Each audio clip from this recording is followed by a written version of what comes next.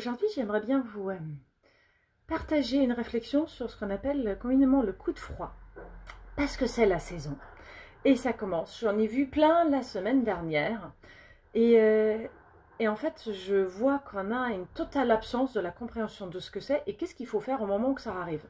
Parce qu'un coup de froid, aussi vite qu'il arrive, aussi vite il faut le faire partir, parce que sinon elle s'installe et puis après il fait toutes les choses qu'un coup de froid fait d'habitude. Des courbatures, des douleurs au dos, le nez qui coule, la toux, qui se transforme après en sinusite, en bronchite asthmatiforme, et comme ça, juste pour un petit coup de froid que vous avez pris, vous allez vous retrouver avec quelque chose que vous traînez pendant 4 semaines. Donc, qu'est-ce que c'est un coup de froid? Alors, un coup de froid, c'est avoir pas suffisamment protégé son corps et avoir subi une attaque d'une énergie perverse externe, comment on appelle ça? Donc en fait du vent froid humide, ça peut être du vent chaleur, mais franchement en ce moment dans nos contrées on n'en a pas trop. Donc les portes du vent, ils sont ici, derrière, sur toute la nuque. C'est pour ça il faut toujours faire très attention à se protéger la nuque, mettre une écharpe, mettre un col, mettre un pull qui chauffe bien, mettre un col roulé, pour essayer de ne pas attraper du vent froid. Le vent, dans ce cas-là, c'est le cheval de Troie qui va faire rentrer le froid à l'intérieur du corps. Et avec ce froid à l'intérieur du corps, il y a toute la surface du corps en fait qui va rester bloquée avec le froid et vous avez l'impression que quoi que vous fassiez, vous ne pourriez plus vous réchauffer. Vous grelottez, il n'y a même pas de fièvre, il peut y avoir de la fièvre bien évidemment dans un second temps. Mais des fois, vous avez aussi des transpirations, mais surtout, vous avez froid et vous n'arrivez pas à vous réchauffer. Ça, c'est le signe absolu du coup de froid. Donc, qu'est-ce qu'on fait à ce moment-là?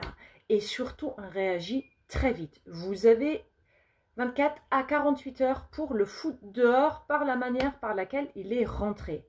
Le coup de froid, il rentre par la peau et par la surface externe de votre peau et de votre corps et il va sortir par la même manière. Donc en fait, on fait transpirer le corps. C'est pour ça que dans tous les pays où il fait froid, vous savez ce genre de boisson qui s'appelle le vin chaud, le grog, l'infusion au gingembre.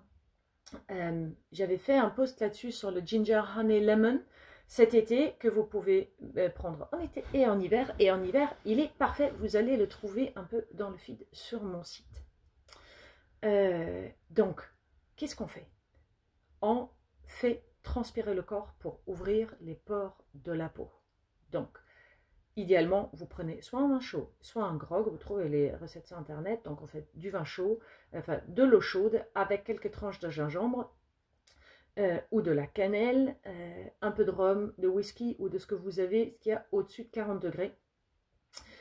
Juste une petite lichette et du miel. Vous buvez ça et puis après, au lit, et vous vous faites transpirer. Pas un bon coup, mais un petit coup, c'est suffisant. Et vous vous reposez, vous restez au lit ce jour-là, vous faites rien du tout. Ou sinon, vous pouvez aussi prendre un bain chaud avec éventuellement une huile essentielle comme la Ravinsara ou comme la Golteri qui vont ouvrir les pores et vous faire transpirer un petit peu.